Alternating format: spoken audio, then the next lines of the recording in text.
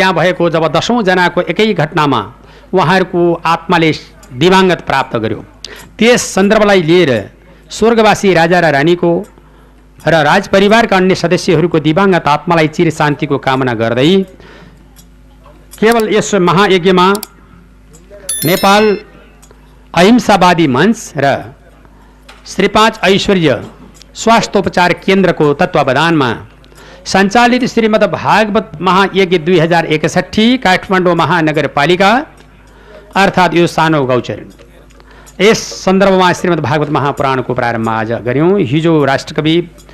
माधव प्रसाद घिमिरेज्यूबाट यस यज्ञलाई समुद्घाटन गर्नुभयो र यस यज्ञको शुभारम्भ नारायणहट्टी राज दरबारको दक्षिणपट्टिको ढोकाबाट शोभायात्रा गर्दै धेरै नरनारीहरूले कलश यात्रा गरेर यहाँ आइपुग्नुभयो र अनि त्यस कथाको प्रारम्भ भएको छ। यसको संयोजक अर्थात्